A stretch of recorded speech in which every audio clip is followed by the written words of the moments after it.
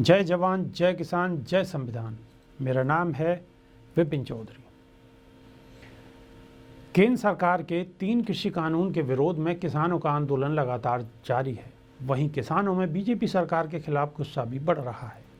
इसके चलते शनिवार को पंजाब के मलौद शहर में किसानों के गुट ने बीजेपी के अबोहर से विधायक अरुण नारंग के साथ धक्का मुक्की की और उनके कपड़े फाड़ दिए। अरुण नारंग वही बीजेपी विधायक हैं जिन्होंने दिसंबर महीने में किसान आंदोलन का समर्थन किया था। साथ ही केंद्र सरकार से किसानों की मांग पर विचार करने की अपील की थी। किसानों का आंदोलन का समर्थन करते हुए बीजेपी के अबोहर से विधायक अरुण नारंग ने कहा था कि नया कृषि कानून किसानों के खिलाफ है।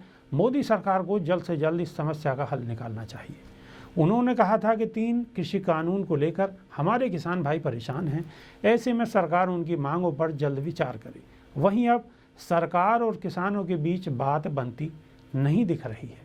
उधर देश के तकरीबन 40 किसान संगठनों को एक छतरी के नीचे लाने के लिए बने संयुक्त किसान मोर्चा के बीच रह रहकर दरारें दिखने लगी हैं।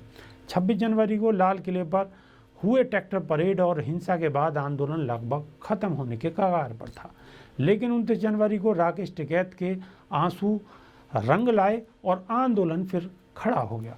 टिकैत के आंसुओं ने आंदोलन को खत्म होने से तो बचा लिया, साथ ही उन्हें किसान आंदोलन का चेहरा भी बना दिया।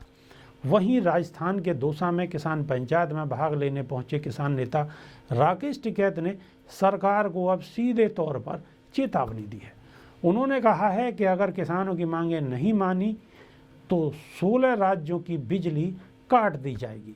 भरतपुर में एक बातचीत के दौरान उन्होंने कहा कि अपनी मांगों को लेकर किसान आंदोलन पर डटे रहेंगे। उन्होंने कहा कि अगर किसानों के आंदोलन स्थल की बिजली काटी तो किसानों के खेतों से जाने वाली 16 राज्यों की बिजली की लाइनें काट दी जाएंगी।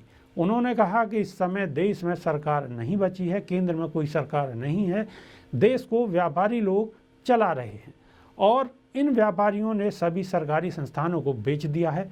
टिकैत ने आगे कहा है कि देश की जनता अब सब समझ गई है और जनता को उन्हें सरकार से जो वादा किया है उस पर काम करना चाहिए। उन्होंने कहा है कि किसान आंदोलन 5 से 6 महीने और जारी रहेगा, लेकिन यह काफ़ी दुर्भाग्यपूर्ण है कि सरकार की नीतियों का कोई विरोध नहीं है। उन्होंने कहा कि अगर एक मजबूत विपक्ष होता और विपक्ष जिंदा होता तो आज किसानों की लड़ाई को आदर्श और मजबूती के साथ संसद में उठाता। किसान आंदोलन के मुद्दे को सुलझाने के लिए केंद्र और किसान संगठनों के बीच 11 बार बैठक का दौर चला है।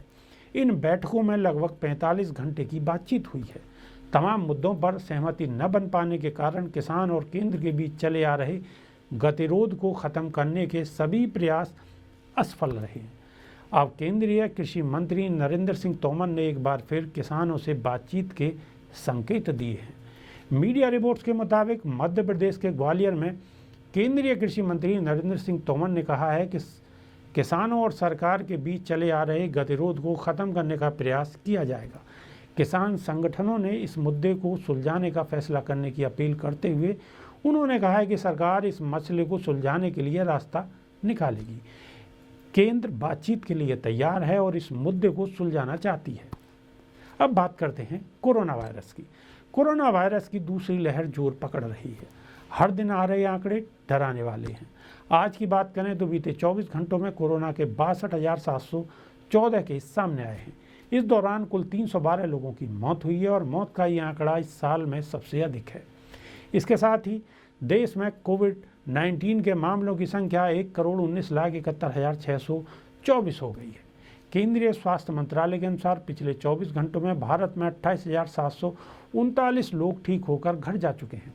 उधर कोरोना की सक्रिय मामलों की बात करें तो यह आंकड़ा 4,86,310 पर है और देश भर में अब तक 1,61,552 लोगों की जान जा चुकी है।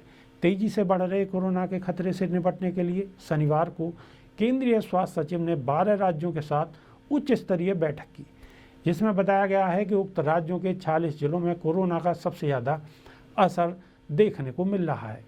कोरोना से निपटने के लिए 5 सूत्रीय प्लान पर जोर दिया गया। केंद्रीय स्वास्थ्य सचिव राजेश भूषण ने महाराष्ट्र, हरियाणा, तमिलनाडु, बंगाल, कर्नाटक, बिहार, पंजाब और दिल्ली समेत 12 राज्य और केंद्र शासित प्रदेशों के साथ उच्च स्तरीय बैठक में कोरोना के प्रकोप को रोकने के लिए तेजी से प्रभावी कदम उठाने के लिए कहा है। दिल्ली में सबसे ज़्यादा प्रभावित दक्षिणी जिला, हरियाणा में कुरुक्षेत्र, करनाल और गुरुग्राम, तो बिहार में दरभंगा जिला है। अभी के लिए सिर्फ इतना ही। बने रहिए हमारे साथ। नमस्कार।